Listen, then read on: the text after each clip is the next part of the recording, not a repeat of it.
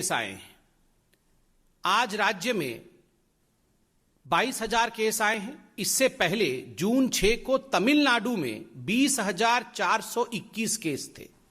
उसके बाद किसी भी राज्य में अगर सर्वाधिक केसेस आए हैं जून 6 के बाद तो वो केरल राज्य है।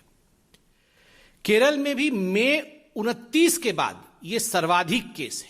इससे पहले केरल में भी विषय कंट्रोल की तरफ बढ़ रहा था, मगर कहीं ना कहीं कुछ ऐसा हुआ है, कहीं ना कहीं कुछ गलती केरल सरकार से हुई है, जिसका नतीजा यह हुआ है कि आज पूरे हिंदुस्तान का सर्वाधिक केस केरल से निकल रहा है। विगत 4 हफ्तों में, in the last 4 weeks, the case load in Kerala is consistently increasing. विगत 4 हफ्तों में जो केस लोड कोरोना का है केरल में, वो लगातार बढ़ते जा रहा है। और जो पॉजिटिविटी रेट है कोरोना का केरल में, वो आज बढ़कर के 12.35% हो गया है। यह अपने आप में चिंता का विषय है।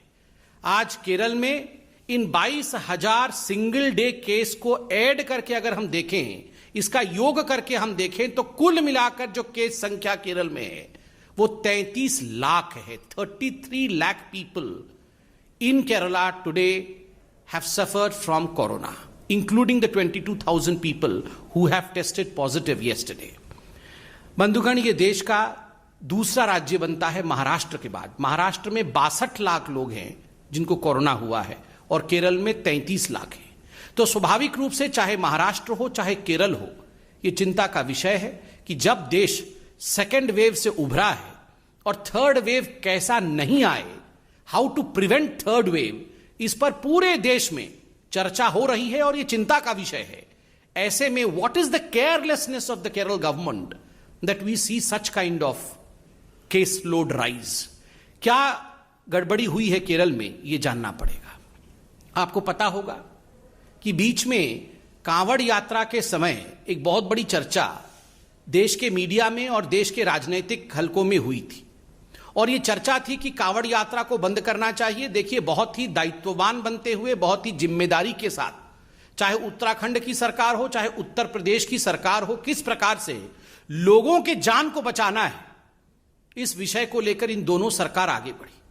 सुप्रीम कोर्ट ने जो भी हिदायतें दी उसका पालन किया गया, मगर बकरा ईद के समय जो रिलैक्सेशन 3 दिन का केरल सरकार ने दिया, उस पर सुप्रीम कोर्ट ने भी चिंता जताई थी। और सुप्रीम कोर्ट ने कहा था, we direct the Kerala government to give heed to article 21, read with article 144 of the constitution of India and follow our orders given in the Kanwar Yatra case. Kanwar यात्रा में हमने जो हिदायतें दी है, हमने जो फैसला सुनाया है, केरल सरकार को चाहिए कि वो उन हिदायतों का, उन एडवाइजेस का और उस फैसला का पालन केरल में भी करे बकरा ईद के समय।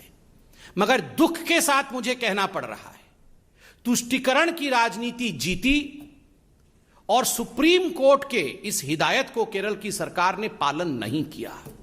नतीजा 22,000 केस आज केरल के अंदर आए हैं। नतीजा आज केरल एक दूसरे वेव की ओर बढ़ रहा है।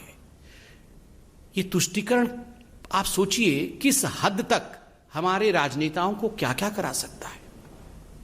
मुझे तकलीफ हो रही है कहते हुए कि आज कोई भी ऐसा पॉलिटिकल पार्टी नहीं है, बीजेपी को छोड़कर, जो केरल के इस परिस्थिति पर चिंता व्यक्त करे और जो केरल को और हमारे तथाकथित लिबरल पॉलिटिशियंस को, जो तुष्टीकरण की आड़ पर अपने आप को लिबरल कहते हैं, उनको आईना दिखाने का काम करे। मैं धन्यवाद करता हूं मीडिया का, जिन्होंने इस विषय को आज अखबार के माध्यम से और आज न्यूज के माध्यम से उठाया है और हमें जागरूक करने का काम किया है।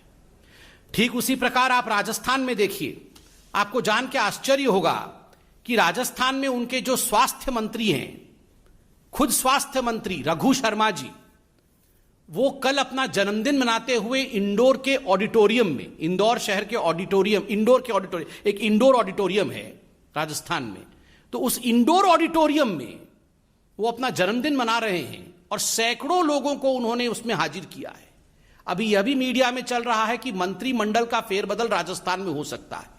तो शक्ति प्रदर्शन करने के लिए कि हमारे पास ज्यादा लोग हैं, यह दिखाने के लिए रघु शर्मा जो स्वास्थ्य मंत्री हैं, वो जिस प्रकार का व्यवहार कर रहे हैं, सैकड़ों लोगों को कहीं ना कहीं वो खतरे में डाल रहे हैं कोविड रेस्ट्रिक्शंस हटा करके।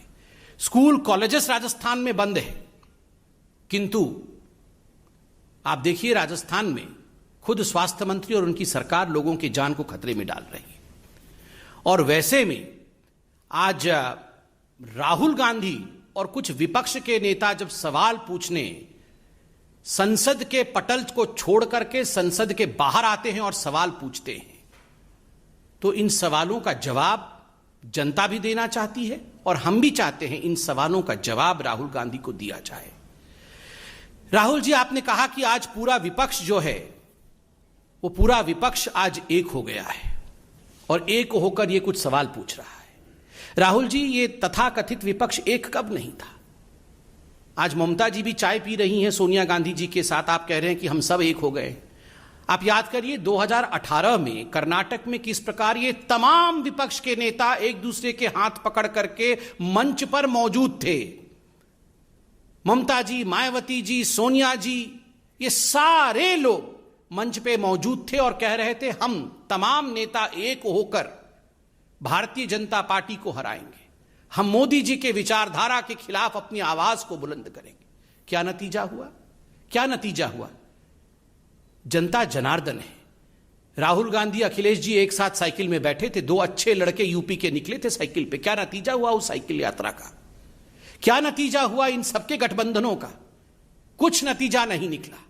2019 के लोकसभा से पहले भी कलकत्ता के अंदर किस प्रकार ये तमाम नेता पुनः एक बार एक हो गए थे कि हम विपक्षी लोग सब एक हो गए। क्या चाहते हैं ये जो विपक्ष है जिनको आज आप देख रहे थे, ये क्या चाहते हैं? ये इन तमाम लोगों की एक ही मंशा है अपने परिवार को बचाने की। बस आपको क्या लगता है अखिलेश यादव जी की पार्टी क्या चाहती है कि भारत का जो है स्वर्णिम युग वापस आ जाए? कदाचित नहीं। वो सिर्फ इतना चाहते हैं कि हमारे बच्चे कैसे सेटल हो जाएं। आपको क्या लगता है लालू प्रसाद यादव जी की पार्टी क्या चाहती है कि पूरे हिंदुस्तान में चमचमाती सड़कें बन जाएं? कदाचित नहीं। वो सिर्फ इतना चाहते हैं कि हमारे दो बेटे कैसे बस ठीक ठाक लग जाए, किनारे लग जाए, राजनीति में आ जाए। आपको क्या लगता है शिवसेना क्या चाहती है कि किस प्रकार से महाराष्ट्र उन्नत महाराष्ट्र बन जाए? बिल्कुल नहीं। वो सिर्फ किस प्रकार परिवार आगे बढ़े उसकी चिंता करती है। आपको क्या लगता है कि ये कांग्रेस पार्टी, सोनिया जी, प्रियंका जी, राहुल जी घर में बैठ के ये चिंता करते होंगे कि फिर से हिंदुस्तान को सोने की चिड़िया बना देनी है? बिल्कुल नहीं। राहुल और प्रियंका कैसे राजनीतिक रूप से सेटल हो जाए, इनकी एक ही चिंता है। नरेंद्र मोदी जी जो किसी राजनीतिक परिवार से नहीं आते हैं, उनकी एक ही चिंता है, हिंदुस्तान को विकास के पथ पे सेटल करना है। इसीलिए जनता जनार्दन आपके इस विपक्ष के एक होने के नाटक को सब समझती है, अच्छे तरह से समझती है। दूसरा प्रश्न राहुल जी ने उठाया कि हमारी आवाज को पार्लियामेंट में दबाया जा रहा है। राहुल जी, कौन किसकी आवाज दबा रहा है? ये हिंदुस्तान की जनता आज टेलीविजन के माध्यम से देख रही है, सब कुछ टीवी पे आता है। कौन दबा रहा है आवाज को? मैं जनता से पूछता हूं, मैं भी साधारण व्यक्ति हूं। आप बताइए, ये कोविड के समय जब दूसरी लहर चल रही थी, जिस समय कई लोग अपना दम तोड़ रहे थे, ये सारे कांग्रेस के नेता ये क्या कह रहे थे? राहुल जी क्या कह रहे थे? अभी बुलाओ, विशेष सत्र बुलाओ, अभी हम कोरोना के ऊपर चर्चा करना चाहते हैं। We want to discuss about corona, we want to discuss about Covid. उस समय आप विशेष सत्र बुलाना चाहते थे। आज वास्तविक सत्र चल रहा है, उसमें एक दिन कोरोना के ऊपर चर्चा नहीं, एक दिन कोविड के ऊपर कोई चर्चा नहीं। जब आदरणीय प्रधानमंत्री खुद कहते हैं आप तीक्ष्ण सवाल पूछिए, कठिन सवाल पूछिए, हम जवाब देंगे, यही लोकतंत्र है, तो आप सवाल पूछते नहीं है कोरोना पे। जब आदरणीय प्रधानमंत्री जी मीटिंग रखवाते हैं कि सभी पार्टी के लोग, सभी दल के लोग आए, हम एकजुट होकर बैठेंगे, तीसरी लहर में किस प्रकार लड़ाई लड़नी है, हर जिले में कैसे एक ऑक्सीजन प्लांट खुलना है, उस पर हम चर्चा करेंगे, तो ये कांग्रेस वाले नदारत रहते हैं। उस समय वो दिखते नहीं है, वो उस मीटिंग का बहिष्कार करते हैं। जनता जनार्दन सब देख रही है राहुल गांधी।